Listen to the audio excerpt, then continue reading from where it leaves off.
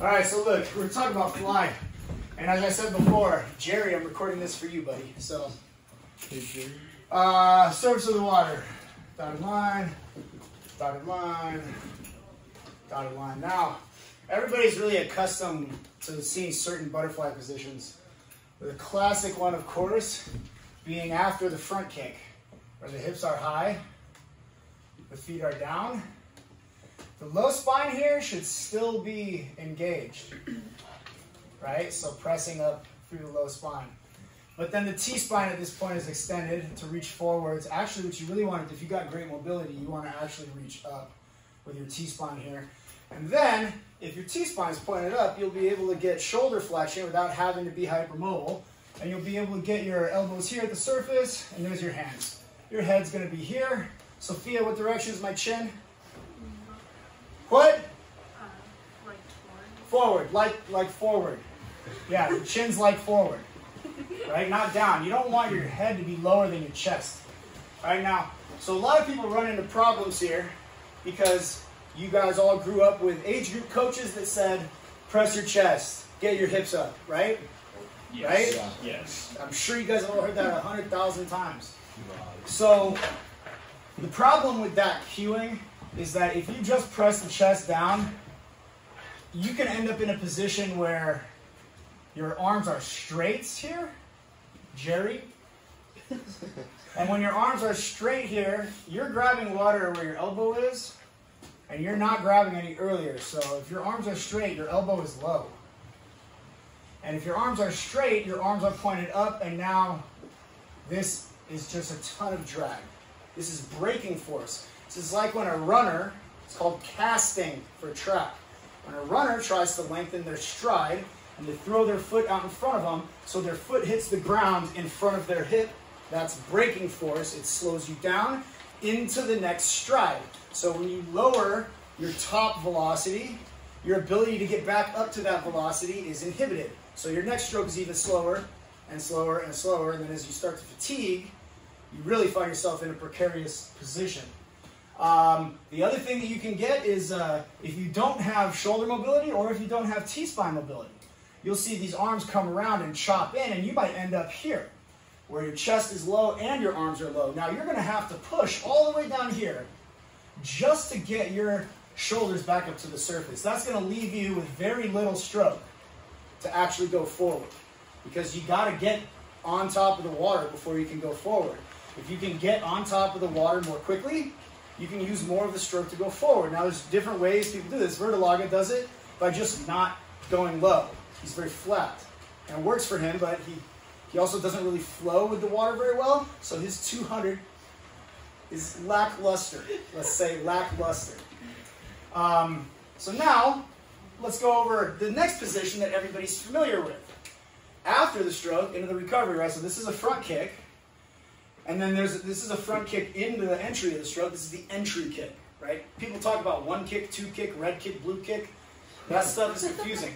People talk about up kick and down kick. These are bad terms to use, because if you're on your back, your up kick is your down kick and vice versa. It inverts. You always have to talk about things relative to your body so that it's not dependent on what your position is in the water. Front kick, forwards, according to your body. Back kick, back. If I'm on my back, if I'm on my stomach, it's still a front kick, it's still a back kick, right?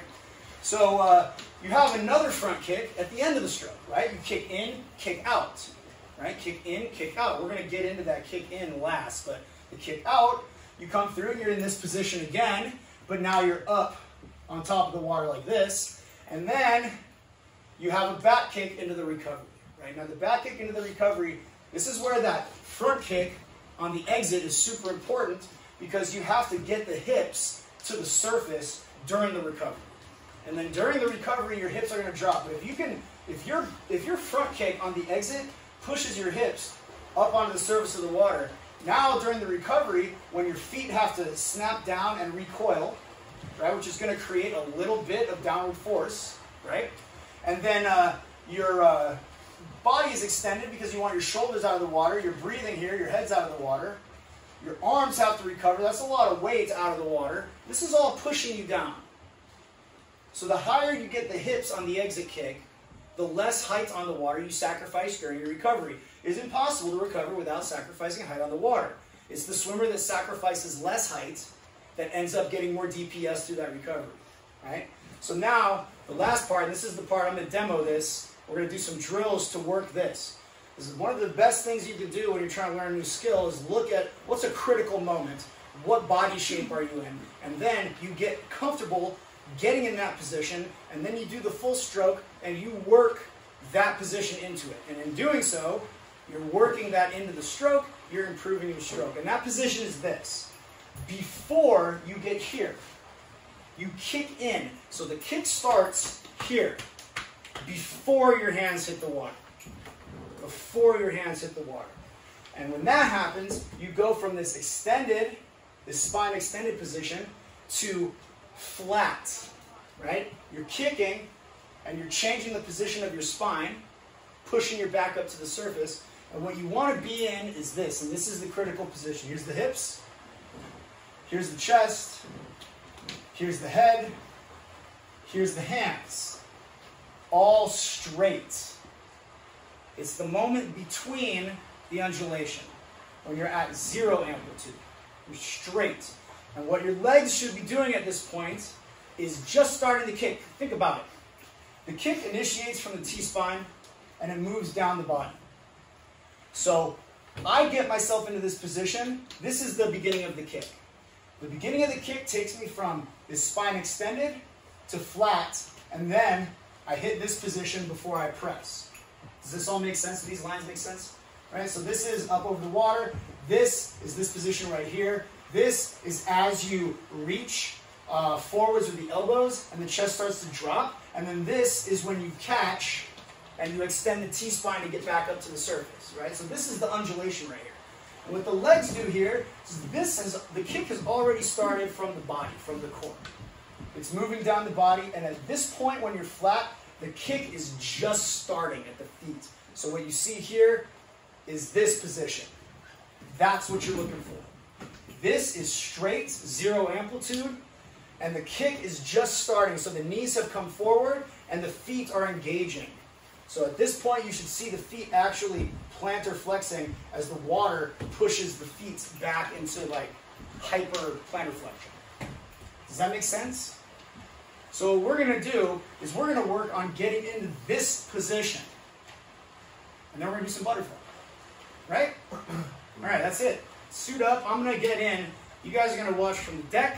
And then we'll work it into some drills before we warm up. What we want to do is get a really low amplitude dolphin kick without a lot of knee bends. And then what you want to do is squeeze the abs like you're planking. And then kick from the hips down, right? Because we're not doing any undulation for this drill. We're trying to isolate that position where your body is straight. So you want to minimize the undulation. This is not a pulse drill.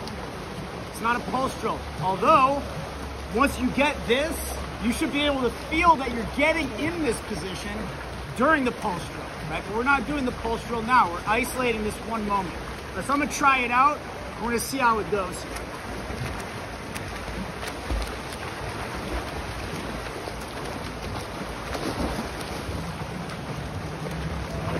So you see, I didn't really drop. And I don't feel a lot of connection because I'm not getting that harmonic wave through the body.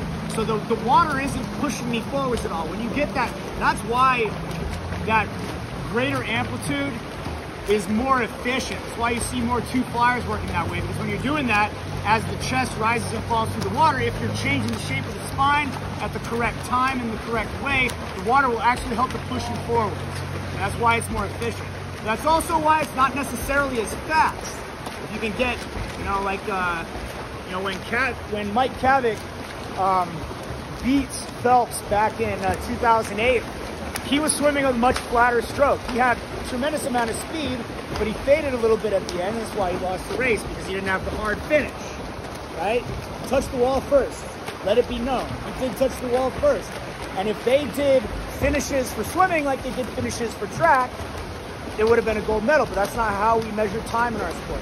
So again, I'm gonna hit this one more time. I'm gonna try to do a little better. What I really wanna feel is that I'm getting a lot of kick from the quads on this. because that's really what's gonna be the driving force. I want the knee to come forwards, and then I wanna kick hard by extending the knee, because I'm not doing anything really between the hips and the shoulders for this drill. I'm gonna make one more run through it.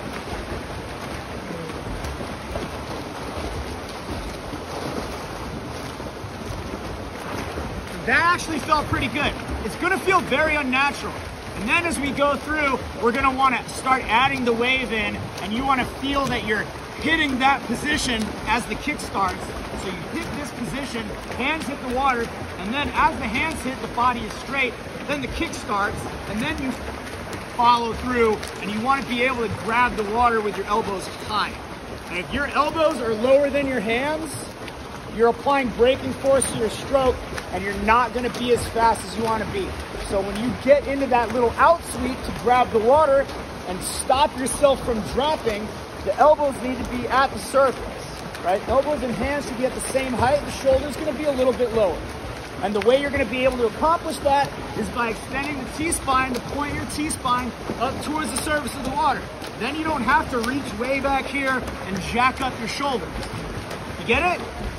All right, let's go swimming.